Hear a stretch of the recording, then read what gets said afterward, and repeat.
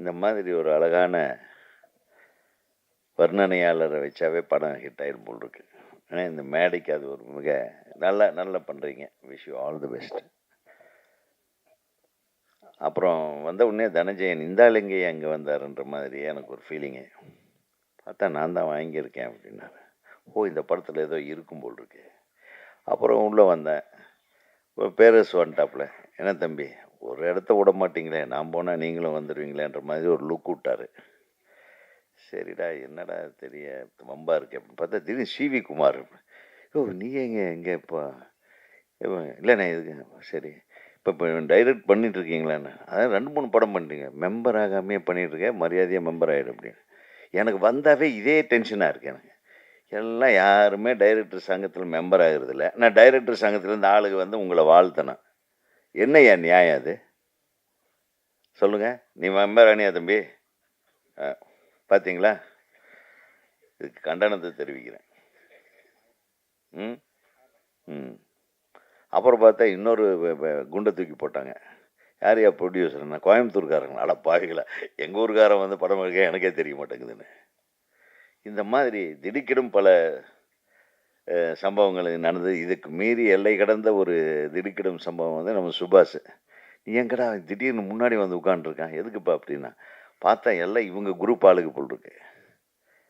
பார்த்தா இதில் சமூக சேவகர்கள், ஸோ இவங்கெல்லாம் சேர்ந்து படம் பண்ணியிருக்காங்க. இது எப்படியாவது கொண்டு போய் சேர்த்துணுன்னு உங்ககிட்ட ஒரு உரிமையாக கேட்டு, ஸோ எல்லாமே ஒரு நல்ல ஒரு சிறப்பான கும்பல் இங்கே இருக்குது. அதில் சவுந்தர் வேறு, அவர் புதுசாக தாவேக்கா உறுப்பினர்னு தன்னை மாறுதட்டி சொல்லி கொண்டு போய் உட்காந்துருக்காரு. வாழ்த்துக்கள். அதான் சொல்லாமல் எல்லாம் என்ன இருக்கு. மிக சிறப்பான உரையாற்ற அந்த இணை தயாரிப்பாளர் அவரே எல்லாமே பேசிட்டார். எல்லாம் இன் அண்ட் அவுட்டு பேசுகிறார். எவ்வளோ பணம் போட்டீங்க இணை தயாரிப்பாளர்? அதை மட்டும் சொல்லாம விட்டார். எங்கள் ஆளு காணோம். இணை தயாரிப்பாளர் எவ்வளோ போட்டார்னா எனக்கு பட்ஜெட் தெரியும் இல்லையா?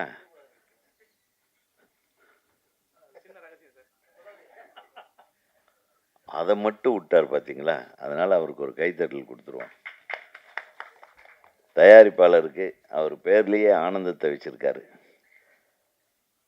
பேர்லேயே ஆனந்தத்தை வச்சிருக்கிற தயாரிப்பாளருக்கு இந்த படம் ஒரு நல்ல ஆனந்தமான ஒரு ரிசல்ட்டை உங்களுக்கு கொடுக்க வாழ்த்துக்கள்.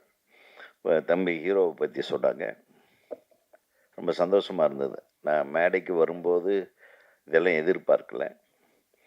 நீங்கள் செய்து வருகிற சிறப்பான சில விஷயங்கள், பொதுநல நோக்கோடு மக்கள் தொண்டாற்றி கொண்டிருக்கும் உங்களுக்கு இந்த படத்தின் மூலமாக கூட ஒரு முக்கியமான நல்ல விஷயத்தை நீங்கள் சொல்ல வந்திருக்கீங்கன்றது சுபாஷ் அவர்கள் சொல்ல கேள்விப்பட்டேன். எனக்கு அப்போவே தெரியும், மூஞ்சியில் ஆசிட் மாதிரி எடுத்து ஊற்றும் போதே தெரியும் பெண்களுக்கு பாதுகாப்புன்னு. பண்ணுறது லவ், இதில் என்னடா பாதுகாப்பு? லவ் பண்ணுறவங்களுக்கு என்ன பாதுகாப்பு சொல்லுங்கள்? லவ் பண்ணுறதே கொஞ்சம் யோசனை பண்ணி பண்ணோம், அதுதான் பாதுகாப்பு. இவன் லவ் பண்ணலாமா, இவன் தேர்வானா, இல்லை இவன் நம்ம கடைசி வரையில் காப்பாற்றுவானா? காதலுங்கிறது இவ்வளோ சாதாரணமான விஷயம் இல்லைங்க. அந்த காலத்தில் யதார்த்தமாக இருந்தது காதல். இன்றைக்கி காதல் வந்து ரொம்ப கணக்கு போட்டு பண்ணுறாங்க. இன்றைக்கி வர்ற இளைஞர்களுடைய காதலெல்லாம் நம்ம உணர்வுபூர்வமாகவே எடுத்துக்க முடியாது. அங்கே போனால் எவ்வளவு தேரும், இந்த பொண்ணை கரெக்ட் பண்ணால் எவ்வளோ வரும், இந்த பையனை கரெக்ட் பண்ணால் எவ்வளோ கிடைக்கும், எப்படி லைஃப் லாங்காக நமக்கு ஒரு கார் பங்களாவோட வாழ்க்கை கிடைக்கும், இந்த மாதிரி தான் காதல் ஆயிடுச்சு. இப்போ எல்லாமே கமர்ஷியல். இப்போ எப்படி படங்கள் எப்படி ரிலீஸ் ஆகி பெரிய படங்கள் எல்லாம் வந்து எவ்வளவு வருதுன்றதை மட்டும்தான். நீ என்ன சொல்கிறன்றதெல்லாம் முக்கியம் இல்லை. நீ என்ன சொல்கிறதுன்றது முக்கியமான விஷயங்களை எடுத்தாட்டா இந்த மாதிரி சிக்கலில் மாட்டு உட்காந்துட்டு தனஞ்சயன் மாதிரி ஒரு ஆளை பிடிச்சி டக்குன்னு லாக் பண்ணி இவர் தான் இந்த படத்துக்கு ஏற்ற விநியோகஸ்தர்ன்னு முடிவு பண்ணி, அப்புறம் நம்ம மாதிரி ஆளுகள்லாம் வந்து இதை பற்றி பேசி ஒரு நல்ல விஷயத்தை வியாபாரம் பண்ணுறதுக்கு உண்மையுமே கஷ்டப்படுறோம். நம்ம நல்ல படங்கள் வந்து கடந்த 15-20 நாட்களாக நாங்கள் சில படங்கள் எல்லாம் பார்த்தோம், திரையிட்டோம் இயக்குனர் சங்கத்துக்காக. கிட்டத்தட்ட ஒரு 4-5 திரைப்படங்கள் மிக சிறப்பாகவே இருந்தது, அழகாக எடுத்திருந்தாங்க பசங்க. ஆனால் எந்த படமே ஓடல. சினிமாவுல நம்ம சரி பண்ண வேண்டிய விஷயம் நெறைய இருக்கு. ரொம்ப கஷ்டமா இருந்தது. ஏன்னா, ஒவ்வொரு படத்துக்கும் குறைஞ்சபட்சம் ஒரு 5 கோடி, 6 கோடி எல்லாம் செலவு பண்ணியிருப்பாங்க. அந்த படத்த எப்படி எடுக்க முடியும் அவங்கனால? ஒரு அந்த விநியோகஸ்தர் தயாரிப்பாளர்கிட்ட கேட்டேன், எந்தெந்த தியேட்டர்ல சார் இன்னைக்கு இப்ப வரையிலும் எந்தெந்த தியேட்டர்ல ஓடுதுன்னு எனக்கு தெரியல சார்ன்னாரு. நீ தான் படம் புரொடியூசர். ஆமா சார், அந்த ஒருத்தர்கிட்ட குடுத்தேன். அவர் இன்னும் பேசிக்கிட்டு இருக்காரு. 2வது நாள் கேட்கிறேன். இன்னும் மதுரையில ரிலீஸ் ஆகலன்னு சொல்றாங்க சார். ஒரு நல்ல படம். இந்த முதல் பக்கம்னு ஒரு படம் பார்த்தேன். மிகச்சிறப்பா இருந்தது அந்த படம். அதே மாதிரி நம்ம உதயா நடிச்ச படம் அக்யூஸ்ட். எல்லாமே நல்ல படங்கள் தான். நம்ம எங்கேயோ கோட்டை விட்டுட்டு இருக்கிறோம். அது எங்க கோட்டை விடுறோம், அது எங்க சரிப்படுத்தணும். அப்போ ஒரு ஷோ கொடுக்கறது, ஏதோ ஒரு டைமிங்கில் ஒரு ஷோ கொடுக்கறது. இந்த ஒரு ஷோ கொடுக்குற இந்த தியேட்டர்களுக்கெல்லாம் நான் வன்மையாக கண்டிக்கிறேன். நீ கொடுத்தா 4 ஷோ கொடு. ஒரு தியேட்டரில் கொடுத்தாலும் 4 ஷோ கொடு. ஒரு காம்ப்ளெக்ஸில் ஏதோ ஒரு தியேட்டரில் ஏதோ ஒரு ஷோ. முதல் நாள் ஒரு ஷோ 2:30 ஷோ இருக்குது. அதுக்கப்புறம் அது சரியில்லைன்ட்டு 5:30க்கு ஷோன்னு மாற்ற, இல்லைன்னா 11:30 ஷோன்னு மாற்றுறது. எங்கே படம் ஓடுதுன்னே தெரிய மாட்டேங்குது. திரு தனஞ்சயன் அவர்கள் இருக்கும்போது நான் ஏன் சொல்கிறேன்னா, நடப்பு தயாரிப்பாளர் சங்கம் இதை கொஞ்சம் கையில் எடுத்து எல்லா திரைப்படங்களையும் வரைமுறைப்படுத்தி வெளியிட வேண்டும். இப்போது நம்ம காலத்தில் நம்ம படம் ரிலீஸ் பண்ணால், ஒரு ரஜினி சார் படம், ஒரு கமல் சார் படம்னு ஒரு 80 தியேட்டர், மேக்ஸிமம் 100 தியேட்டர் ரிலீஸ் பண்ணும். அவ்வளோதான். அந்த 100 தியேட்டர் ரிலீஸ் பண்ணும்போது மீதி 2500 தியேட்டர் இருக்கும். மீதி இன்னும் ஒரு 16 படங்கள் ஒரு 80 தியேட்டரில், ஒரு 60 தியேட்டரில், ஒரு 30 தியேட்டரில். நானே கார்த்திக் படம் ரிலீஸ் பண்ணும்போது தமிழ்நாடு ஃபுல்லாக பொண்ணுமணி 30 தியேட்டரில், 35 தியேட்டரில் ரிலீஸ் பண்ணோம். 2வது வாரம் அது 40 தியேட்டர் ஆகிப்போச்சு. ஆக எத்தனை படம் ரிலீஸ் பண்ணாலும் அத்தனை படத்துக்கும் தியேட்டர்கள் இருந்தது. இன்றைக்கும் தியேட்டர்கள் இருக்குது.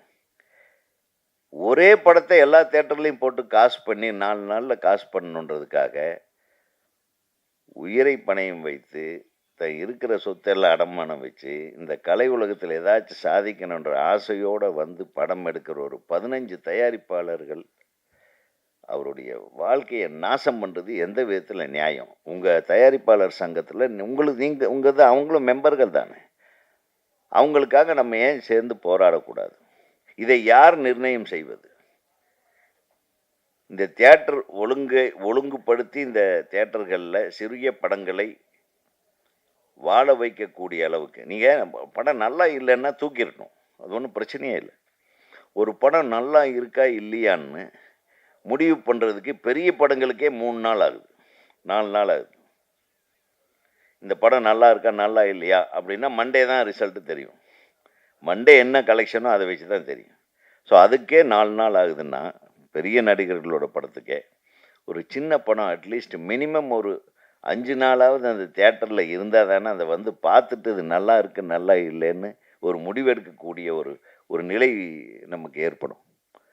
குறைந்தபட்சம் சிறிய திரைப்படம் ஒரு வாரத்துக்கு எந்த தியேட்டரில் போட்டாலும் 4 காட்சிகள் போட வேண்டும் என்ற ஒரு சட்டப்பூர்வமான ஒரு விஷயத்தை நீங்கள் கொண்டு வந்தாதான், அதுக்கப்புறம் அது படம் ஓடல, அது விருப்பம், மக்களுடைய விருப்பத்துக்கு ஏற்று தான் அது வந்து ரிசல்ட் இருக்கும். முதல்ல இதை பண்ணுங்க. திரைப்படங்களுடைய வெளியீட்டை ஒழுங்குபடுத்தலைன்னா சிறிய திரைப்படங்கள் எல்லாம் வந்து மிகச்சிறப்பாக இருந்ததுங்க, படம் தியேட்டரே கிடைக்கலைங்க. அப்படி ஜனஜயன் சார் ரொம்ப சிரமப்பட்டு ரிலீஸ் பண்ணாருங்க, அதனால் இந்த படம் தப்பிச்சதுங்க. இப்படியெல்லாம் சொல்லவே கூடாது. 16 படம் ரிலீஸ் ஆனாலும் நல்ல திரைப்படங்கள் ஓட வேண்டும். அந்த நிலைமை இன்னைக்கு இருக்கு. ஆனால் யாரோ அதை தடுத்து கொண்டிருக்கிறார்கள். அதை எதிர்த்து நீங்கள் குரல் கொடுக்க வேண்டும் என்று தான் நான் கேட்டுக்கொள்கிறேன். யார் தடுக்கிறாங்கன்றது தெரியாது. ஒரு சாரார் மட்டும் சினிமாவுக்கு சொந்தம் அப்படின்ட்டு ஒரு சினிமாவை ஒட்டுமொத்தமாக ஆட்டையை போட நினைக்கிறது தப்பு. இதை எதிர்த்து நீங்கள் எல்லாம் என்னைக்கு குரல் கொடுக்குறீங்களோ அன்னைக்கு தான் சின்ன படம்ல ஓடக்கூடிய படங்கள் தான் பெரிய படங்கள். ஓடாத படங்கள் எவ்வளவு 100 கோடி பட்ஜெட்டில் 500 கோடி பட்ஜெட்டில் இருந்தாலும் ஓடலைன்னா அந்த படம் சின்ன படம். ஓடுச்சுன்னா இந்த கடுக்கா பெரிய படம். ஸோ இந்த ஐயையோ சாங்கு மனசை வந்து ரொம்ப டச் பண்ணிடுச்சு. இசையமைப்பாளர் நல்லா பண்ணியிருந்தீங்க தம்பி. இந்த 2 பாட்டு 3 பாட்டுமே அது ஒரே பாட்டு 2 தடவை வருது இல்லையா? அந்த ஐயோ பாட்டு ரொம்ப நல்லா தான் இருந்தது. அந்த எழுதுனது ரொம்ப நல்லா தான் எழுதுங்க. அந்த வரி சொன்னீங்களே, அந்த வரி மட்டும்தான் என் மைண்டில் ஓடிக்கிட்டு இருந்தது. என்னது? செதுக்குன சிலை ஒன்று எதுக்கால வந்தேன் எனக்கு வலிக்குமா நமக்கு கதவை தட்டுறதுக்கு பக்கத்து பூந்து விளாசிட்டான். நல்லா எழுதியிருக்கீங்க. 2வது, வில்லேஜ் படங்கள் மட்டும்தான் ஒரு இயக்குனருடைய திறமையை, ஒரு நடிகனுடைய திறமையை, ஒரு கதையாளத்தின் திறமையை, ஒரு இசையின் திறமையை வெளிப்படுத்தக்கூடிய ஒரே பிளாட்ஃபார்ம் வில்லேஜ் படங்கள் தான். வில்லேஜ் படத்தின் மூலமாக தான் ஒரு இளையராஜா உருவானார். வில்லேஜ் படத்தின் மூலமாக தான் ஒரு பாரதி ராஜா உருவானார். வில்லேஜ் படத்தின் மூலமாக தான் நிறைய இயக்குனர்கள் பாக்கியராஜிலேருந்து எடுத்து பார்த்தீங்கன்னா. ஸோ அந்த கிராமியத்தில் ஏன் அது கிராமிய படங்கள் மூலமாக வந்து ஒரு பெரிய வெற்றியை நம்ம அடைய முடியுதுன்னா, இந்த கிராமத்தில் நம்ம ரொம்ப அலங்காரம் பண்ண விஷயங்கள் இருக்காது, யதார்த்தம் இருக்கும். கூடுமான வரையிலும் வில்லேஜுக்காரங்க பேசுறதுல உண்மை இருக்கும்.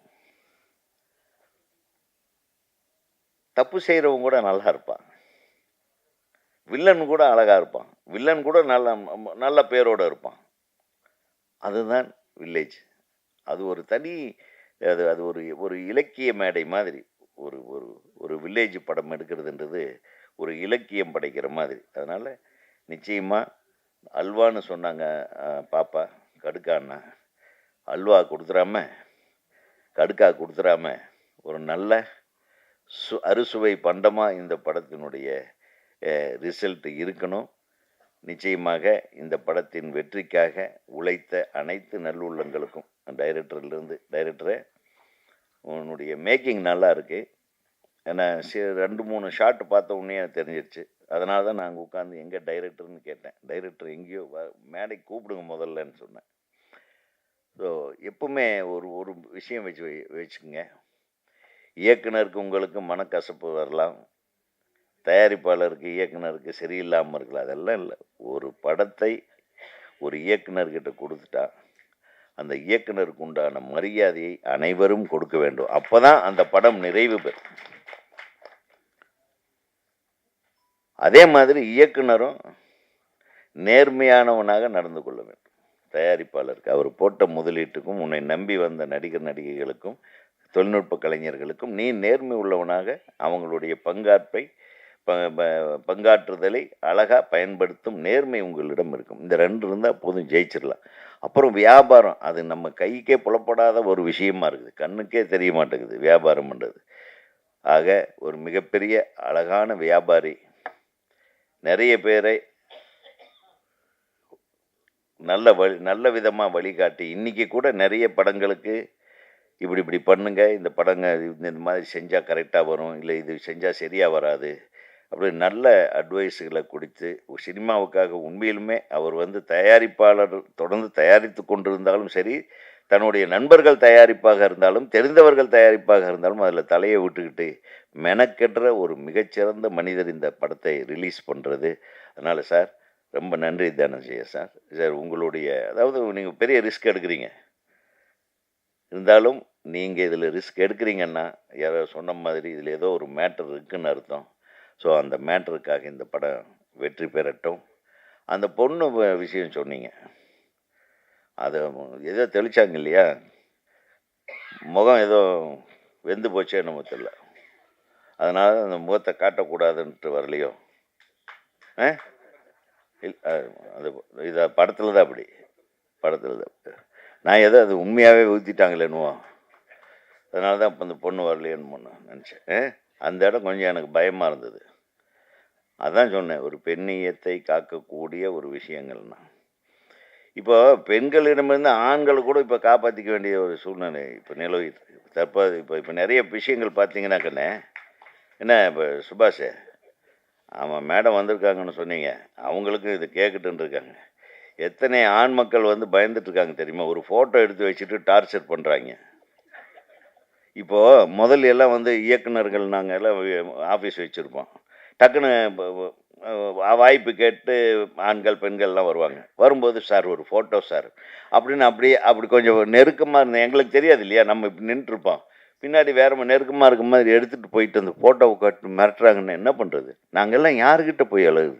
ஸோ உங்க மாதிரி ஆளுக எங்க மாதிரி இளைஞர்களை நீங்க காப்பாத்த முன்வர வேண்டும். பெண்ணியத்தை காப்பது போலவே இளம் இயக்குனர்கள் பாவம் தெரியாம பாவம் எவ்வளோ கஷ்டத்தில் இருக்கிறாங்க தெரியுமா? நிறைய பசங்க மாட்டுன்னுக்குறாங்க. ஆண்கள் பாதுகாப்பும் உள்ளே நான் உண்மையாக சொல்கிறேன் சார். ஒரு ஆம்பளை மேலே குற்றம் சுமத்திட்டா உடனே போலீஸ்காரன் போய் அரெஸ்ட் பண்ணிடுறான். அவன் குற்றவாளியா இல்லையான்னு தெரியாது. அதே ஒரு பொண்ணு இந்த மாதிரி பண்ணிடுச்சு சார் என்னன்னு சொன்னால் உடனே போவாங்களா சார்? அது என்ன சார் சட்டம்? ஆம்பளைக்கு ஒரு சட்டம், பொம்பளைக்கு ஒரு சட்டம்.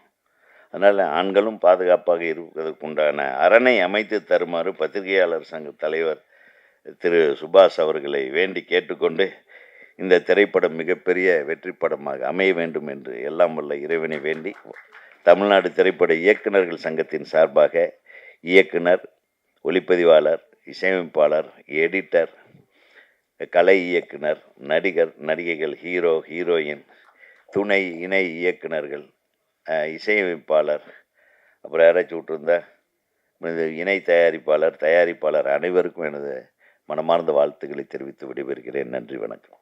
கிருஷ்ண ஜெயந்திக்கு ஆடியோ ரிலீஸு, விநாசதிக்கு படம் ரிலீஸு கரெக்டாக ரூட்டில் தான் போய்க்கிருக்கான்னு நினைக்கிறேன். இந்த படத்தை பற்றி நான்லாம் சொல்லணும் அவசியம் இல்லை. ஏன்னா அந்த படத்தை ரிலீஸ் பண்ண போகிறது தனஞ்சன் சார். அவர் ஒரு படத்தை நல்லா இருக்குன்னு சொன்னாலே பெரிய விஷயம். ஆனால் அந்த படத்தை பார்த்து அவரே வாங்கி ரிலீஸ் பண்ணுறாருன்னா சொல்லவே தேவையில்லை. படம் நல்லா வந்திருக்குங்கிற நம்பிக்கை கண்டிப்பாக நல்லா வந்திருக்கும். ஏன்னா தஞ்சை சார் வந்து நிறைய அனலிஸ்ட். அவர் ஒரு படத்தை பார்த்தோம், பரவாயில்ல நல்லா இருக்குது ஓகே அப்படி சொல்லிட்டு போக மாட்டார். நிறைய குறையில் அனலைஸ் பண்ணுவார். இதில் என்ன குறை, என்ன நிறை, என்ன பண்ணியிருக்கலாம். அந்தளவுக்கு அவர் ஒரு டிக்ஷனரி மாதிரி அவர் இந்த படத்தை வாங்கி ரிலீஸ் பண்ணுறாங்க போதே இந்த படம் கண்டிப்பாக வெற்றி அடையும்.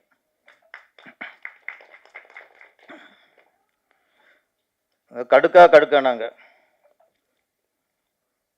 எங்கள் ஊரில் நிறைய நிறைய பேர் கொடுப்பாங்க. அப்புறம் சொன்னாங்க டிம்கி வேற கடுக்கா வேற. டிம்கிங்கிறது சும்மா அப்படி ஏமாத்திட்டு போகிறது, வரேன்ட்டு வரலைங்கிறது, காசு தரேங்கிறது. அது கடுக்காங்கிறது நம்ப வச்சு ஏமாத்துறது. அது நம்பிக்கை தருவ மாதிரி தான், நம்ப வச்சு ஏமாத்துறது. அது மாதிரி அப்போல்லாம் நிறைய கடுக்கா.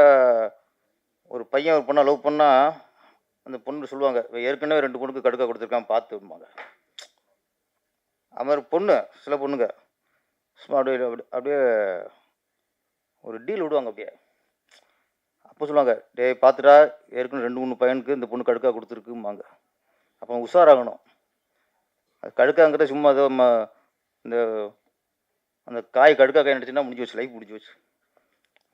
கடுக்கு இப்போ இந்த படத்தில் வந்து 2 ஹீரோ. இந்த 2 ஹீரோவுக்கு யார் இந்த ஹீரோன்னு யாருக்கு கடுக்கா கொடுக்குறோங்கிறது தான் மேட்ருன்னு தோணுது எனக்கு. கதாநாயகி வந்து ஹீரோவுக்கா இல்லை 2வது ஹீரோவுக்கா கடுக்கா கொடுத்தது யாருக்கு? ஆனால் என்னை பொறுத்த வரைக்கும் அந்த கதாநாயகி யாருக்கு கடுக்கா கொடுத்துருக்குன்னா ப்ரொடியூசருக்கு நல்லா கொடுத்துருக்கு. கடுக்கா மேடையில் புலம்புற அளவுக்கு சரியான கடுக்கா கொடுத்துருக்கு. இதுதான் கடுக்கா. கடுக்காக்கு மீனுங்கிறது நம்ப வச்சு ஏமாத்துறது. நம்ம நடித்த படத்துக்கு ஆடியோ ரிலீஸுக்கு வரணும்ல. போஸ்டரில் நிறைய போஸ்டர் பார்த்தேன். ஹீரோட சைடில் இருக்காங்க 2 பேரும். அந்த பொண்ணு சென்டராக இருக்குது. அப்படி போட்டும் கடுக்கா கொடுக்கணும் பாருங்களேன். நீங்கள் போய் பப்ளிசிட்டி அந்த பொண்ணுக்கு அதிகம் பண்ணுறீங்க, எல்லாம் பண்ணுறீங்க. அதனால் கதாநாயகி ப்ரொடியூசருக்கு கடுக்கா கொடுத்து விட்டது.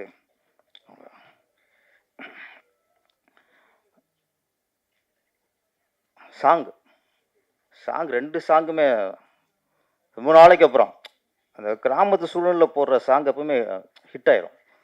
அதுவும் தேவாசார பாடியிருக்காரு. தேவாசார ஏற்கனவே அது பாடின எல்லா பாட்டுமே ஹிட்டு. அவரே இந்த ஐயோ ஐயோ அவரே 2 3 போட்டார். ஐயோ ஐயோ ஐயோ அவர் தானே சார்? ஆமாம். ஐயோ ஐயோ அப்படின்னு அவர் பாடம், அதுவும் ஹிட்டு. இங்கேயும் ஐயோன்னு சொல்கிறீங்க.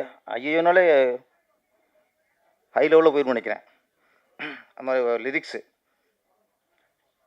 பாடல் எல்லாரும் அது மட்டும் இல்லை, நிறைய இடத்துல வரிகள் ரொம்ப ஃபஸ்ட்டு வரிகள் புரிகிற அளவுக்கு மியூசிக் போட்டிருந்தார்.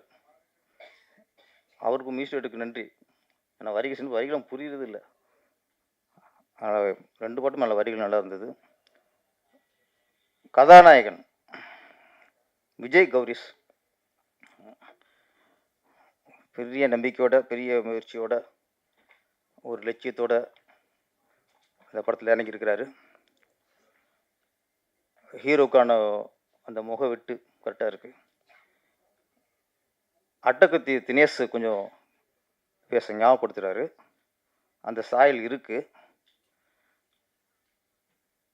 அந்த சாயல் இருக்கும்போது திரும்ப நம்ம அவரை ஞாபகப்படுத்துகிற மாதிரி நம்மளோட ஆக்டிங் இருக்கக்கூடாது. 2 மணி நேரத்தில் அந்த அப்படி பண்ணுறீங்கல்ல, அந்த கெத்து அது டக்கு நம்ம நீங்கள் நடிக்கும்போது அவர் ஞாபகம் வந்துடுது. அதை மட்டும் நீங்கள் தவிர்த்துக்குங்க.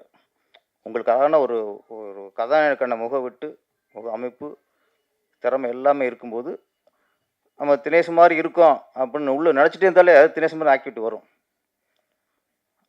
நம்ம புரட்சி கலைஞர் விஜயகாந்த் அவர்கள் ஆரம்பத்தில் பார்த்தீங்கன்னா அப்படியே ரஜினி மாதிரி தான் இருப்பார். அவர் ரஜினி மாதிரி இருக்கிறதுனால தான் அந்த ரஜினிகாந்துங்கும் போது இவர் விஜயகாந்த்னு வச்சுட்டார். பேர்லேயே காந்துன்னு வச்சுட்டார்.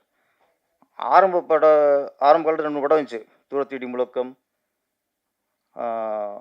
சட்டம் ஒரு இருட்டரை. அதெல்லாம் பார்த்து படம் பார்க்கும்போது ரஜினி பார்க்குற மாதிரி இருக்கும். அதே மாதிரி ஹேர் வச்சுருப்பார். நாடகோட அப்படியே ரஜினி மாதிரி இருக்கும். அப்புறம் உஷாராயிட்டார். நமக்குன்னு தனித்துவம் இல்லைன்னா சரியாக வராது அப்படின்னு ஒரு காலகட்டத்தில் அவருக்கு சர்க்கிள் வந்தது.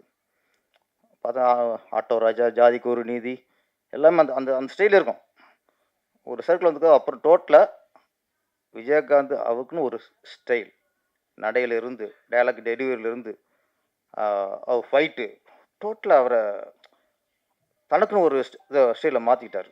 அதுக்கப்புறம் கேப்டன் பிரபாகரன்லாம் வந்ததுக்கப்புறம் அவர் ரஜினி பக்கத்தில் வந்துட்டார்.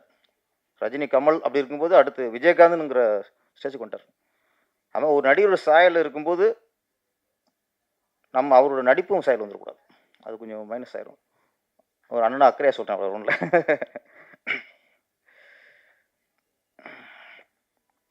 தனஞ்சன் சார் கட்டாயம் படத்தை நீங்கள் எடுத்திருக்கீங்க. ஏன்னா படம் பார்க்கும்போது சில டைலாக்லாம் பார்க்கும்போது கண்டிப்பாக இது கதையை நம்பி எடுத்த படம், அது நல்லா தெரியுது நம்மளுக்கு. இன்னொன்று இணை தேவை சொன்னார். ஏன்னா இப்போலாம் ஒரு ஒரு நடிகராக அவங்களே ப்ரொடியூஸ் பண்ணி இறங்கும்போது சோலோ ஹீரோ தான் விரும்புவாங்க. இன்னொரு செகண்ட் ஹீரோ இருக்குனாலும் விரும்ப மாட்டாங்க ஃபஸ்ட்டு.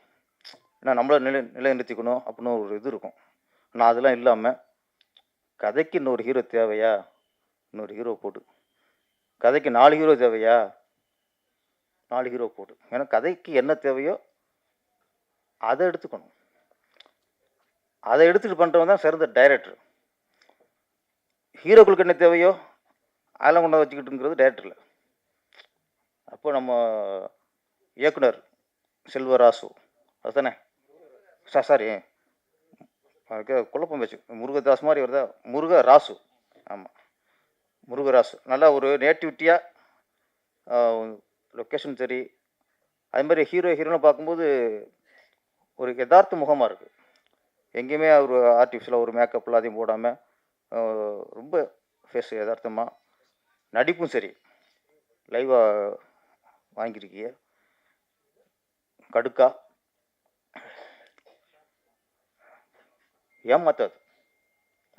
டைட்டில் தான் கடுக்காது தவிர கண்டிப்பாக ஆடியன்ஸ் ஏமாத்தாதுன்னு நம்பிக்கை வந்துடுச்சு. இப்போ நிறையா சொன்னாங்க. இப்போ இந்த தேட்டர் பிரச்சனை, அது பிரச்சனை நம்ம பேசிட்டே தான் சார் இருக்கோம். தானே சார்? இது வந்து எங்கே எப்போ போய் முடிவுக்கு வரும்னு தெரில. யார் பக்கம் தப்புன்னு தெரில. சினிமாவில் இருக்கிறவங்களே சினிமாவுக்கு ஆபத்தாக இருக்காங்க. அதான் இன்னொன்று வெளிப்படையாக சொல்லணும்னா, சினிமா நல்லா இருக்கணும்னு நினைக்கணும். நாம மட்டும் நல்லா இருக்குன்னு நினைக்கக்கூடாது. அதான் சார். இங்கே மேக்ஸிமம் தயாரிப்பாளராக இருக்கட்டும், ஹீரோக்களாக இருக்கட்டும், இயக்குனர்களாக இருக்கட்டும், எல்லாருமே சுயநலம் பெருகி போச்சு. அதனால இந்த பிரச்சனை வந்துட்டே இருக்கு. நம்ம படம் மட்டும் நல்லா ஓடிடணும், நம்ம படம் மட்டும் நல்லா ரிலீஸ் ஆயிடணும், நம்ம மட்டும் பெரிய கலெக்ஷன் வந்துடணும். இப்படி எல்லாரும் சுயநலமாக யோசிக்க அப்புறம் சினிமா நல்லா இருக்கும்? சினிமா நல்லா இருக்காது. பொதுவாக யோசிக்கணும். அதுவும் வளர இயக்குனர்கள், வளர கதாநாயகர், சின்ன ப்ரொடியூசர்ஸு இவங்களாம் வெற்றி அடைகிறது தான் குறியாக இருப்பாங்க. அவங்க லட்சியம் பூரா எங்கே இருக்கும்? எப்படியாவது வெற்றி அடைஞ்சிடணும், எப்படியாவது சாதிச்சிடணும். அவங்க சினிமா காப்பாற்ற நினைப்பாங்களா? புதுசு இருந்தால் தான் முருகராசு இருக்கார், அவனை சினிமா காப்பாற்ற நினைப்பார். அப்போதைக்கு அவரை காப்பாற்றிக்கணும் சார். அவர் படத்தை வெற்றி அடைய நினைப்பார். இந்த புது ஹீரோ வந்திருக்காரு விஜய் கௌரிஸ், அவர் இப்போ வந்து சினிமா காப்பாற்றணும் தனிச்சு டிஸ்கஸ் பண்ணுவாரா? எப்படி சார் சினிமா காப்பாற்றலாம்ட்டு? அவங்களுக்கு முதல் படம், இந்த படத்தை எப்படி வெற்றி அடைய வைக்கணும், நம்மளை எப்படி நிலை நிறுத்தணும், நம்ம எப்படி வெற்றி அடையணும், இதில் தான் புது இயக்குநர்களுக்கு, புது கதாநாயகர்களுக்கு, புது தயாரிப்புகளுக்கு கவனம் அங்கே தான் இருக்கும். இதில் சம்பாதிச்சு 7 தலைமுறைக்கு அழிக்க முடியாத அளவுக்கு சொத்து சம்பாதிச்சிருக்கோம்ல சினிமாவில். நம்ம தான் சார் யோசிக்கணும். சினிமா காப்பாற்றணும் நம்ம தான் யோசிக்கணும். சினிமா கொடுத்த காசில் இன்னைக்கு செழிப்போட அழிக்க முடியாத சொத்தோட பேரும் புகழோடு இருக்கும்ல, இதெல்லாம் யார் கொடுத்தா? சினிமா தானே கொடுத்துச்சு. அவங்க யோசிக்கணும் சார். அவங்களாம் யோசிக்க ஆரம்பிச்சானா இது ஒரு தீர்வு வரும். நம்ம படம் சம்பாதிச்சா போதும், நம்ம உடல் ஆனால் போதும், அப்படிங்கும்போது நம்ம மட்டும் பணம் எடுத்தால் போதும், நம்ம இத்தனை கலெக்ஷன் காட்டினா போதும், நான் எப்படி இருப்போம்? அதனால் அவர் ஆர் உதயகுமார் சார் இருக்கட்டும், சுபாஷ் சாராக இருக்கட்டும், நம்மளாம் இங்கே மேடையில் பேசுகிறது ஆதங்கம் தான் தவிர இதுக்கு தீர்வு இல்லை. இதுக்கு தீர்வுங்கிறது சினிமாவில் சம்பாதிச்சு சினிமா புகழோட இன்னைக்கு அப்படி சிம்மாசனத்தில் உட்காந்துருக்காங்களே இவங்க எல்லாம். நான் சொல்கிறேன், டைரக்டர், தயாரிப்பாளர், நடிகர் எல்லாம் சொல்கிறேன். இதுக்கப்புறம் என்ன சார் சம்பாதிக்க வேண்டியிருக்கு? சம்பாதிக்க வேண்டியிருக்கு? சினிமா வாழ வைக்கணும். நம்மளை வாழ வச்ச சினிமாவை நாம வாழ வைக்கணும்ல. அதுதான் இங்கே இல்லை. இன்னைக்கு ஒரு படம் ரிலீஸ் ஆகுதுன்னு வச்சுங்களேன், அது நல்லா இருக்குது நல்லா இல்லை அப்படிங்கிறது அடுத்த விஷயம். ஒரு படம் விமர்சனத்துக்கு உள்ளானதான், யார் நடித்த படமாக இருக்கட்டும். ஒரு படம் வெளியே வந்துட்டாலே அது விமர்சனத்துக்கு உள்ளான படம் தான். ஆனால் அந்த படத்தை பற்றி விமர்சனம் இருக்குமே தவிர இன்னைக்கு அப்படி இல்லை. இந்த படம் ஓடக்கூடாது, இந்த படத்தை ஒழிச்சிடணும், இந்த படத்தில் மக்கள் போய் பார்த்துடக்கூடாது, இந்த வன்மத்தை கக்குறது இன்றைக்கி நிறைய விமர்சனங்கள் இருக்குது. இன்னைக்கு நிறைய ஒரு படத்தை விமர்சனம் பார்க்கும்போது நல்லா ஃபேஸ்புக்கில் பார்த்தா ஒரு பத்திரிகையாளர்கள் விமர்சனம் பண்ணுவாங்க, சில மீடியாக்கள், ஒரு தரமான மீடியாக்கள் அவங்க விமர்சனம் பண்ணுவாங்க. அப்போ அதை பார்ப்போம். அப்போ அவங்க சரியாக நிறைய குறைகள் எடுத்து சொல்லுவாங்க, பத்திரிகையாளரும் சரி மீடியாக்களும் சரி. ஆனால் இன்னைக்கு படம் பார்த்தவங்க எல்லாருமே விமர்சகர்கள். ஃபேஸ்புக்கில் விமர்சனமாக போய்கிட்டு இருக்கு. அதுவும் நல்லபடியாக நான் சரி, நான் படம் நல்லா இருக்கா நல்ல இல்லாத படத்தை நீங்கள் நல்லா இருக்கு அது சொல்லணும்னு சொல்லலை. வன்மமாக இருக்கு சார், கேவலமாக திட்டுறது. இவங்களாம் பெரிய சாதிச்ச மாதிரியும், இவங்களும் பெரிய வெற்றி கொடுத்த மாதிரியும் சரியில்லைன்னு சொல்லிடுற. அவ்வளோ மேட்ரு முடிஞ்சது. யார் ஒன்று வந்து சரியாக சொல்ல அந்த வன்மம் தான் சார். வன்மத்தை வாந்தியாக எடுக்கிறது இன்னைக்கு இதாக இருக்குது. இதை தடுக்கணும் சார். முதல்ல நான் சொல்கிறது, நீங்கள் நம்ம படம் ரிலீஸ் பண்ணுறோம், அடுத்த விஷயம் அடையும். இன்றைக்கி ஒரு படத்தை இதில் வந்து ஒரு ஜாதி ரீதியாகவும் சில விமர்சனங்கள், ஒரு படத்தை அவனுக்கு பிடிக்காத படம் தான் ஒழிச்சிடணும். மத ரீதியாகவும் இன்னைக்கு விமர்சனம் வருது, அரசியல் ரீதியாகவும் இன்னைக்கு விமர்சனம் வருது. ஒரு நடிகர்கள் இன்னொரு நடிகர்கள் இந்த மோதல் ரீதியாகவும் விமர்சனம் வருது. ஒரு படத்துக்கான விமர்சனம் இல்லை. இதான் இன்னைக்கு நடக்குது. ஒருத்தன் பிடிக்காத ஜாதிக்காரன் படம் வந்தா, இது எப்படியா ஓச்சரும் வரிஞ்சு கட்டிட்டு இறங்கிறாங்க. ஒரு பிடிக்காத நடிகருக்கு படம் வந்தா, எப்படி ஓடக்கூடாது அதுக்கு வரிஞ்சு கட்டிட்டு விமர்சனம் பண்ணுறாங்க. விமர்சனங்கிறது அது ஒரு நியாயம் இருக்கணும்ல, வன்மம் இருக்கக்கூடாதுல்ல. இன்னைக்கு அதை ஒழிச்சா போதும் சார். நீங்கள் அதை ஒழிச்சா போதும். இன்னைக்கு அதை ரொம்ப ஜாஸ்தியாக இருக்கு இன்னைக்கு. அப்புறம் தியேட்டர்கள் ஒதுக்குறது இதெல்லாம் அப்புறம் பார்த்துக்கலாம். இப்போ அதாவது உதயகுமார் சார் அவர் ரெகுலராக நம்ம பேசிட்டே இருக்கோம். இதுக்கு ஒரு சீக்கிரம் நம்ம வந்து ஒரு நடிகர்லேருந்து எல்லாருமே சின்ன படங்களையும் வாழ வைக்கணும். பெரிய படங்கள் வந்து அவங்க போட்ட காசை எப்படி வசூல் பண்ணுறதுக்கு திட்டம் போடுறாங்க. அதில் சின்ன படம் நசிங்கிடக்கூடாது. அதுக்கும் சில வழிமுறை இருக்கணும். இந்த போன வாரம் ரிலீஸ் ஆச்சு சின்ன படங்கள். உண்மையிலேயே போனோட அக்யூஸ்ட் நல்ல படம். சரண்டர் அப்படின்னு படம் ஒரு நாள் சிறந்த படம். எல்லாம் ஹிட்டு வந்துருச்சு. முதல் பக்கம் எல்லாமே நல்ல படங்கள் தான். சில படம் ஹிட்டும் ஆயிருக்கு. இப்போ அடுத்து பெரிய படம் வரும்போது அந்த ஓடிக்கு இருக்க படத்தையும் மொத்தமாக தூக்குண்ட நிலைமை வருதுல்ல, அதை தடுக்கணும் சார்.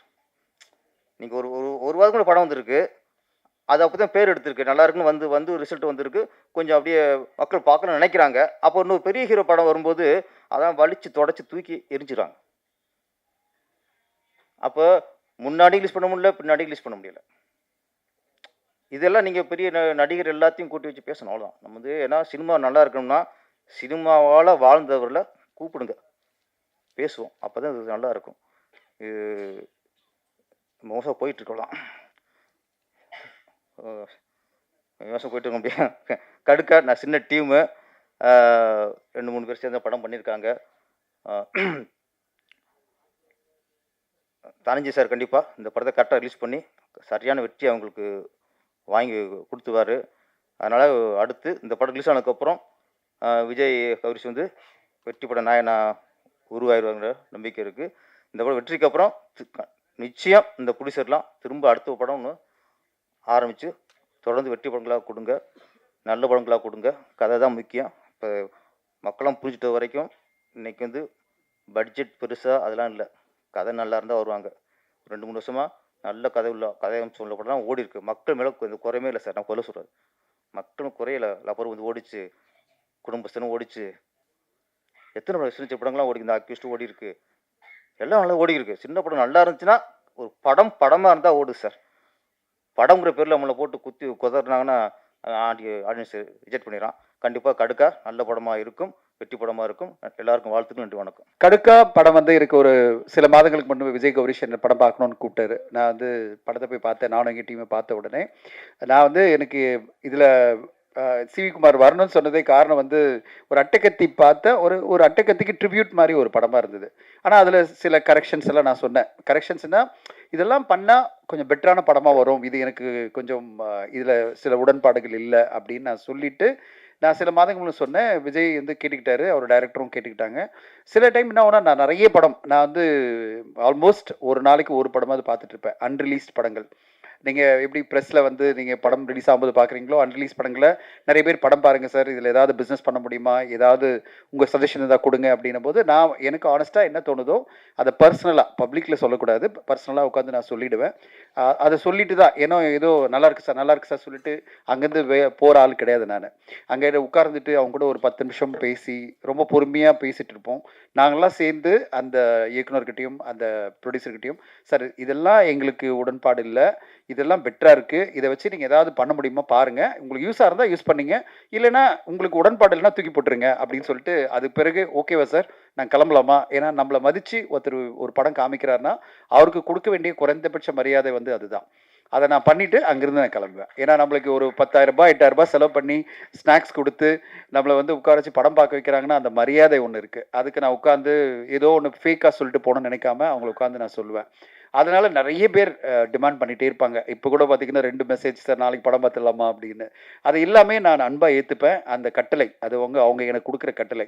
சார் நீங்கள் வரணும், நாளைக்கு படம் பார்க்கணும், 3 மணிக்கு 6 மணிக்கு சண்டே கூட நான் வருவேன் அப்படின்னு சொல்லுவேன். நீங்கள் எப்படி எவ்வளோ ரெஸ்பான்சிபிளாக படங்களை பார்த்து ரிவ்யூ கொடுக்குறீங்களோ அதே மாதிரி நான் உட்காந்துக்கிட்டு அந்த படத்தில் ஏதாவது என்னுடைய பங்கு இருக்க முடியுமா, டிஸ்ட்ரிபியூஷன் பண்ண முடியுமா, இல்லை டிஜிட்டலில் கொண்டு போகலாமா, சேட்டலைட்டில் கொண்டு போகலாமா, அதுக்கான துணை நான் எப்படி இருக்க முடியும், அதையும் நான் அடுத்த கட்டம் கொண்டு போவேன்.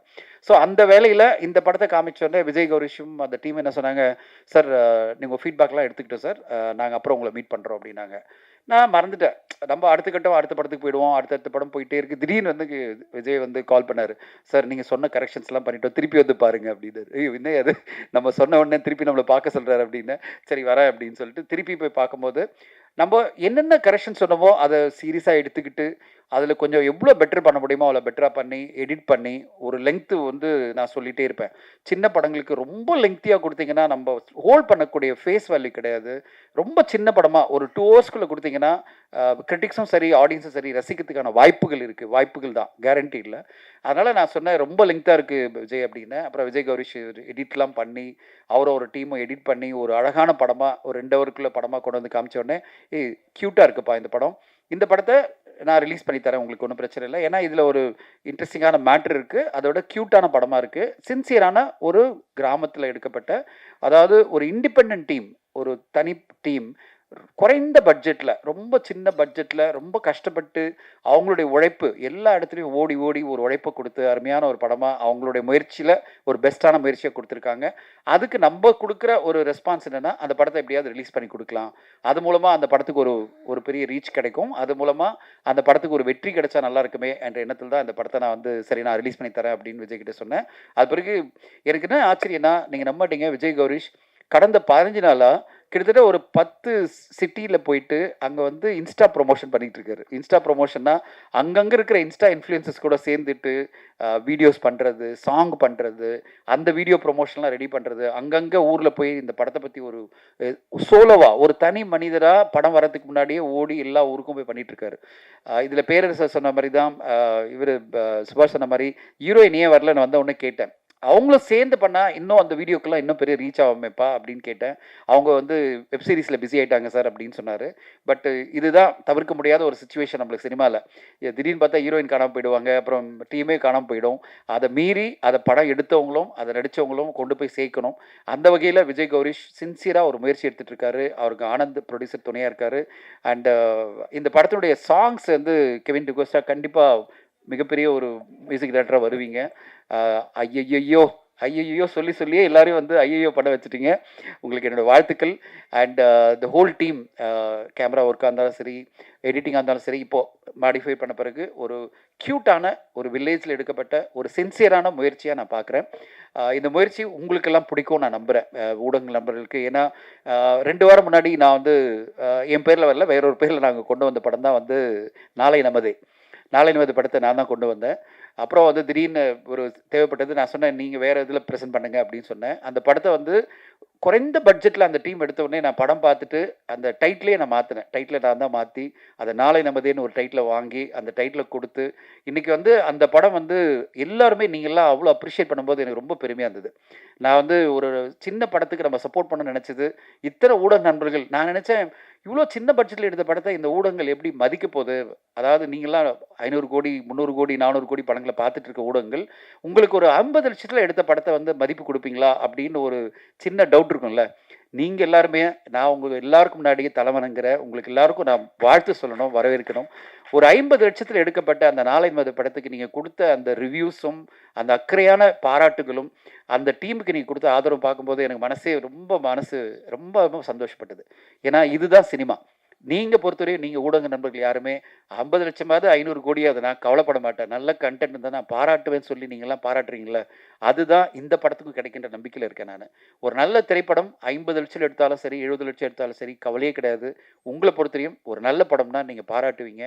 அதை நான் நாளை நமதே படத்தில் பார்த்தேன். அந்த படக்குழுலாம் என்கிட்ட கால் பண்ணி தேங்க் பண்ணிட்டே இருந்தாங்க, சார் உங்களால் தான் சார் இந்த படம் வந்தது, டைட்டில் மாற்றி நீங்கள்லாம் கொண்டு வந்தீங்க. அதில் ஒரு ரிவ்யூ ஒருத்தர் இருந்தார், இந்த படத்துக்கு தான் ஒரு என்னுடைய நண்பர் ரிவ்யூவர் நான் படித்தேன், அப்போ சந்தோஷமாக இருந்தது, இந்த படத்துக்கு தான் நாளை நமதே டைட்டில் ரொம்ப ஆப்டான டைட்டில் அப்படின்னாரு. அதை பார்க்கும்போது சரி நம்ம சரியான முடிவு தான் அவருக்கு சரியான ரெக்கமெண்ட் பண்ணியிருக்கோம் எல்லாமே அப்படின்னு ஒரு சந்தோஷம் இல்லை. அதே மாதிரி இந்த கடுக்கா ஒரு சின்ன பட்ஜெட்டில் க்யூட்டாக ஒரு அழகான முயற்சி இந்த டீம் எடுத்திருக்கு. என்னால் முடிஞ்ச முயற்சி இந்த படத்தை எப்படியாவது திரையரங்கில் கொண்டு வந்து மக்கள் மத்தியில் ரீச் பண்ணணும்னு நினைக்கிறேன். ஊடக நண்பர்கள் அனைவரும் இந்த படத்துக்கு சப்போர்ட் பண்ணி கொடுக்கணும். அண்ட் பர்டிகுலராக நான் பேரரசு சாருக்கு நன்றி சொல்கிறேன். அவருடைய வார்த்தைகளில் அவ்வளோ என்ன சார் உணர்வுபூர்வமாக எமோஷ்னலாக பல விஷயங்கள் நீங்கள் பேசுனீங்க சார். உண்மையிலே ஆத்மார்த்தமாக இருந்தது. அவர் சொன்னார் பார்த்தீங்களா, இந்த திரைப்படத்தில் சம்பாதிச்சவங்க தான் இந்த திரைப்படத்தை காப்பாற்றணும், புதுசாக வந்தவங்க காப்பாற்ற முடியாது. ஏன்னா அவங்களே காப்பாற்ற நிலைமையில தான் இருக்காங்க.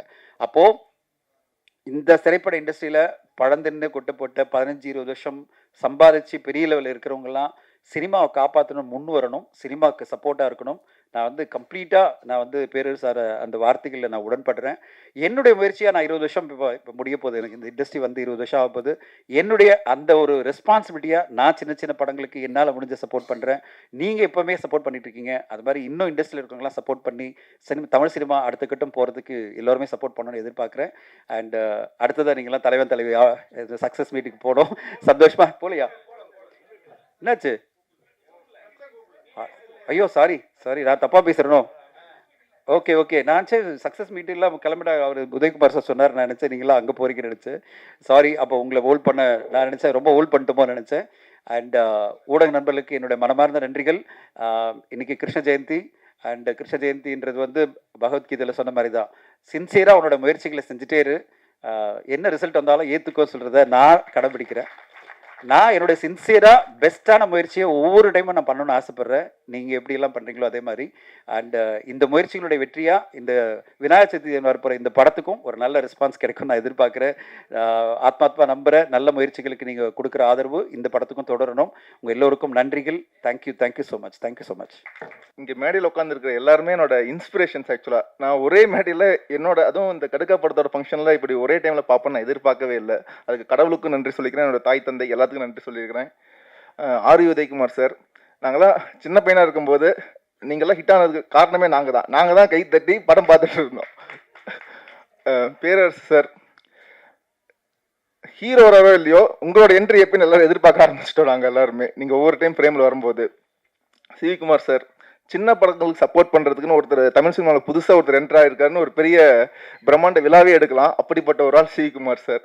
ஏன்னா எதிர்பார்க்கவே இல்லை. இன்னைக்கு சார்கிட்ட கால் பண்ணி சொன்ன காலில் கண்டிப்பாக சின்ன படம்னா கண்டிப்பாக சப்போர்ட் பண்ண வரேன் அப்படின்னு சொல்லியிருந்தாரு. சுபாஷ் சார், இந்த படம் பார்க்கும்போதே சாருக்கு ரொம்ப பிடிச்சிருந்துச்சு. ஆரம்பத்துலேருந்து ரொம்ப சப்போர்ட் பண்ணிகிட்டே இருக்கிற சுபாஷ் சார் வந்ததுக்கு ரொம்ப நன்றி சார். சௌந்தரண்ணே வந்தோடனே பார்த்தோன்னே சொன்னார், இந்த நேட்டிவிட்டி உள்ளே போயிடுச்சு, படத்துக்குள்ளே கிராமத்துக்குள்ளே போன மாதிரி இருந்தது. அவரோட ஐடியாஸ் எல்லாமே சொல்லிட்டு இருந்தாரு. மெயினாக இப்போ தவைக்கல் இறஞ்சிருக்காரு, அதுக்கு மெயினாக வாழ்த்துக்கள். தொடர்ந்து சமூக சேவை செஞ்சுட்டு இருக்காரு. சினிமாலையும் 2 குதிரை ஓட்டிட்டு இருக்காரு, அதுக்கு வாழ்த்துக்கள்ண்ணே. எங்கள் படத்தோட டீம், எனக்கு வாய்ப்பளித்த இயக்குனர் முருகராஜ் அண்ணன், producer Anand sir, Kannan master, எல்லாருமே நிலவை பார்த்து பண்ண இந்த பாட்டு ஆக்சுவலாக 2 பாட்டுமே தேவாசரோட ஆசீர்வாதத்தில் ஹிட் ஆனது. மக்களுக்கும் நான் நன்றி சொல்லிக்கிறேன். ப்ரெஸ் அண்ட் மீடியா மெயின், ஏன்னா அவங்க தான் மே மாதம் ஃபுல்லாக நாங்கள் இந்த பாட்டு ரிலீஸ் பண்ணோம் எவ்வளோ சப்போர்ட் பண்ணி ஷேர் பண்ண முடியுமோ எல்லாம் ஷேர் பண்ணாங்க. மியூசிக் டைரக்டர் கெவின் இந்த படத்துக்கு ஆரம்பத்துலேருந்து எண்டிங் வரைக்கும் இப்போ வரைக்கும் சப்போர்ட் பண்ணிட்டு இருக்காரு. ஏன்னா டீசரில் நாங்கள் ஒரு 1 வீக்கில் இப்போ போடணும்னு சொன்னோன்னே உடனே ஒரு பாட்டு ரெடி பண்ணி உடனே டியூன் போட்டு அது எல்லாத்துக்கும் பிடிக்கிற மாதிரி அதை ஹிட் பண்ணிட்டாரு. அப்புறம் இந்த படத்தில் ஆர்டிஸ்ட் சுதாக்கா, அப்போ எல்லாருமே இந்த படத்துக்கு எவ்வளோ சப்போர்ட் பண்ண முடியுமோ சப்போர்ட் பண்ணிட்டு இருந்தாங்க. ஏன்னா இப்போ இது புதுமுக நாயகனா இப்போ நான் வரணுங்கும் போது இவ்வளோ பேர் சப்போர்ட் பண்ணி எனக்கு பண்ணுவாங்கன்னு எதிர்பார்க்கவே இல்லை. ஏன்னா இது நான் மெயினாக நன்றி தான் எல்லாத்துக்கும் நான் சொல்ல கடமைப்பட்டிருக்கிறேன். ஏன்னா இது ஃபர்ஸ்ட் லுக் போஸ்டர்லேருந்து எஸ்ஏசி சார்லேருந்து பார்த்திபன் சார், விக்ரமராஜா சார், இருக்கிற செலிபிரிட்டிஸ் எல்லாருமே எனக்கு ஷேர் பண்ணிட்டு இருந்தாங்க. ஜேம்ஸ் வசந்தன் சார்லேருந்து இதில் நான் எதிர்பார்த்ததே இல்லை. எல்லாருமே படம் நல்லா, அந்த ஃபர்ஸ்ட் லுக்கே எனக்கு ரொம்ப பிடிச்சிருக்குது அப்படின்னு சொல்லி Sudheesh sir, LK Sudheesh sir உட்பட எல்லாரும் பாராட்டிட்டு இருந்தாங்க. இன்ஃபேக்ட் பாக்கியராஜ் சார்னால வர முடியல, அவர் கண்டிப்பாக என்னோட விஷயத்தை சொல்லுங்கன்னு சொல்லியிருந்தாரு. ஸோ அவருக்கு ரொம்ப நன்றி சார். செல்வமணி சாரும் நேற்று ஃபோன் பண்ணி சொல்லியிருந்தோம், ஒரு சில இஷ்யூஸ்னால இன்னைக்கு வர முடியல, ஒரு அவுட் ஆஃப் ஸ்டேஷனு. ஸோ என்னை பாராட்டின எல்லாத்துக்குமே என்னோட நன்றி மட்டும்தான் என்னால் சொல்ல முடியும். ஏன்னா இப்போ இந்த கடுக்கா படம் நீங்கள் கிராமத்து படம், பட் அதில் என்ன இருக்குது அப்படின்னு நீங்கள் பார்த்தீங்கன்னா, அதில் நாங்கள் ட்ரெய்லர்லையும் டீசர்லையும் காட்டாத ஒரு கண்டென்ட் உள்ளே வச்சுருக்கணும். ஆக்சுவலாக அது நீங்கள் எல்லாருமே படம் பார்க்கும்போது அவங்களுக்கு அது புரியும். ஏன்னா எங்கள் படம் இப்போ நீங்கள் நினைக்கிற மாதிரி பெரிய பிரம்மாண்டம், இந்த ரத்தம் தெறிக்க அப்படிம்பாங்களா அந்த மாதிரி படமோ, இல்லை பெரிய ஸ்க்ரீனில் ஒரு 2 பீஸில் ஒரு ஹீரோயின் நடக்க ஓட்டுற அந்த மாதிரி ஒரு பிரம்மாண்ட படமெல்லாம் இல்லை. எங்களோட பிரம்மாண்டம் கதையில் இருக்குது. அந்த கதையில தான் நாங்கள் அந்த பிரம்மாண்டத்தை வச்சுக்கிறோம். அது நீங்கள் படத்தை பார்க்கும்போது உங்களுக்கே புரிஞ்சிடும் ஆக்சுவலாக. அதுக்கு நான் இயக்குனருக்கு நான் இன்னொரு டைம் நான் நன்றி சொல்லிக்கிறேன். அப்படிப்பட்ட ஒரு பிரம்மாண்ட கதையுள்ள ஒரு படத்தை, ஏன்னா சொல்லுவாங்க எல்லாருமே ஃபைட்டு வேணுமா ஃபைட் இருக்குது, சாங்கு வேணுமா சாங் இருக்குது, காமெடி வேணுமா காமெடி இருக்குதுன்னு கேட்டுகிட்டே இருப்பாங்களே. முதல்ல படம் பண்ணும்போது கதை வேணுமா, கதை முதல்ல படத்தில் இருக்குதா அப்படிங்கிறத நீங்கள் நோட் பண்ணணும். எல்லாமே கேட்குறீங்க சாங்கு வேணும் காமெடி வேணும்ன்ட்டு, கதை முதல்ல இருக்கான்னு நீங்கள் பார்த்துட்டீங்கன்னாவே அதுக்கான ஒரு நல்ல திரைக்கதை கண்டிப்பாக அந்த படம் ஹிட் ஆகும். ஏன்னா அது சின்ன படம் பெரிய படம்லாம் நாங்கள் வந்து டிஃப்ரென்ஷியேட் பண்ண விரும்பல.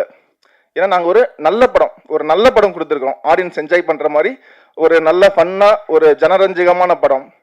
ஸோ அந்த எல்லாரும் நீங்கள் பார்த்து மெயினாக ப்ரெஸ் அண்ட் மீடியா பார்த்து எங்களுக்கு சப்போர்ட் பண்ணணும். உங்கள் எல்லாத்துக்கும் ஒரு நன்றி சொல்லணும். ஏன்னா நான் மே மாதம் எதிர்பார்க்காம எங்கள் பாட்டை ஹிட் பண்ணீங்க. நான் சார் சொன்னார் ஒவ்வொரு ஊருக்கா போனேன்னு, எல்லாத்துக்குமே அந்தந்த கிராமத்தில் மதுரையில் கோயம்புத்தூரில் திருப்பூரில் கடுக்காப்படத்தோட பாட்டு தெரிஞ்சிருந்துச்சு. ஸோ உங்கள் ஊடக சப்போர்ட் இல்லாமல் இது எதுவுமே நடந்திருக்காது. மெயினாக தனஞ்சயன் சார் இந்த படத்துக்கு ரொம்ப ஆரம்பத்துலேருந்து இப்போ வரைக்கும் சப்போர்ட் பண்ணிட்டு இருக்காரு. நான் எங்கள் டீமில் சொல்லுவேன் ப்ரொடியூசர் தனஞ்சயன் அவர் சொல்ல மாட்டேன், அவர் நான் பாசிட்டிவ் தனஞ்சயன் தான் சொல்லுவேன் அவரை. ஸோ இன்னைக்கு நான் சொல்கிறேன், இந்த படம் கன்ஃபார்மாக ஹிட் ஆகும். உங்கள் சப்போர்ட் எங்களுக்கு ரொம்ப தேவை. Thank you so much. வந்த எல்லாத்துக்குமே ரொம்ப நன்றி. கடுக்கா இந்த பாடல், இந்த படத்தோட பாடல் வெளியீட்டு விழாவுக்கு வரணும்னு சொல்லி என்னை அழைச்சதுக்கு பிஆர்ஓ ஆனந்த் அவர்களுக்கு நன்றி. ஒரு நல்ல படம், உண்மையிலே வந்து ஒரு குவாலிட்டியான படம் நான் சொல்லுவேன்.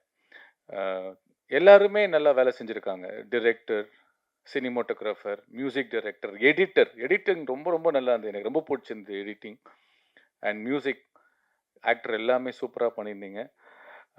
குவாலிட்டியான படம், ரசிக்க முடிஞ்சது. சாங்கை தான் காம்பேரர் சொன்ன மாதிரி, சிம்மையா சொன்ன மாதிரி, பாட்டு முடிஞ்சோடனே ஐயையோ ஐயையோ அப்படின்ற மாதிரி முணுமுணுக்க ஆரம்பித்தோம். அந்த அளவுக்கு ரொம்ப அழகாக இருந்துச்சு சார். என் பக்கத்தில் உட்காந்து ஒரு பெரிய லிஸ்ட்டு வச்சுருந்தாரு. எப்படி கம்மியாக பேசிட்டு போனான்னு தெரியல. எனிவே சூப்பராக இருந்துச்சு சார். மியூசிக் எல்லாமே சூப்பராக இருந்தது. அண்ட் எனக்கு இந்த ஐடியா பிடிச்சிருந்தது. ஏன்னா காரணம் தனஞ்சயன் சார் இங்கே இருக்கார். அவர் ஒரு விக்கிபீடியா, என்சைக்ளோபீடியா நம்ம சினிமா, தமிழ் சினிமாவில் அப்படி கூட சொல்லலாம். அவர் இந்த படத்தை எடுத்தது முதல் வெற்றி. அண்டு அவர் ப்ரொமோஷனே டிஃப்ரெண்ட்டாக இருக்கும். எங்களுக்கு 10 தலைக்கு அவர் தான், எங்கள் படத்துக்கு அவர் தான் ப்ரொமோஷன், அந்த ஃபுல்லாக ஐடியா, அந்த பிளானிங் எல்லாம் எக்ஸிக்யூஷன்லாம் ஷேர் பண்ணாங்க. அந்த ஃபஸ்ட்டு சாங் 20 மினிட்ஸ் அந்த ஒரு கிராமிய சாங் மாதிரி வில்லுப்பாட்டு மாதிரி போட்டீங்க, சூப்பராக இருந்துச்சு சார். ஸோ கண்டிப்பாக இந்த படத்தில் ஒர்க் பண்ண எல்லாருக்கும் என்னுடைய மனமார்ந்த வாழ்த்துக்கள். இந்த படத்தை கண்டிப்பாக எல்லாம் சப்போர்ட் பண்ணி பாருங்கள். ஒரு விஷயம் எனக்கு தோணுச்சு சார், தயாரிப்பாளருக்கு நான் சிங்கப்பூரில் வேலை பார்க்கும்போது ஃப்ரைடே, சாட்டர்டே, சண்டே வந்து நாங்கள் படம் பார்க்க போனோன்னா 2 படம் டிக்கெட் எடுத்தோன்னா 3ஆவது படத்துக்கு ஃப்ரீ சார் டிக்கெட்டு. அந்த மாதிரி ஒரு நாளில் 2 டிக்கெட் எடுத்தால் 1 டிக்கெட் ஃப்ரீ ஒரு ஆளுக்கு. ஐ திங்க் இந்த மாதிரி சின்ன ஸ்மால் பட்ஜெட் படங்களுக்கு, புதுமுக நடிகர் படங்களுக்கு ஒரு 10 டிக்கெட் எடுத்தீங்கன்னா ஒரு 5 டிக்கெட் ஃப்ரீயாக சொன்னீங்கன்னா கூட பீப்புள் வில் கம். அந்த ஒரு அட்ராக்ஷன் இருக்கும். ஓகே, நல்லா இருக்குன்னு தெரியும் போது ஒரு 10 டிக்கெட் கிடைக்கும் போது ஒரு 5 டிக்கெட் எக்ஸ்ட்ரா கிடைக்குதுன்னு வந்து பார்ப்பாங்க அப்படின்னு தோணுது. பார்த்ததுக்கப்புறம் இன்னும் நிறைய பேர் வருவாங்கன்னு தோணுது எனக்கு. மேபி தயாரிப்பாளர்கள் இதை கொஞ்சம் கன்சிடர் பண்ணிங்கன்னா நல்லா இருக்கும். எகைன் படத்தில் ஒர்க் பண்ண எல்லாருக்கும் என்னுடைய மனமார்ந்த வாழ்த்துக்கள். நல்லதே நினைப்போம், நல்லதே விதைப்போம், நல்லதே நடக்கும். நன்றி, வணக்கம். தாவேகா சவுந்தரராஜா.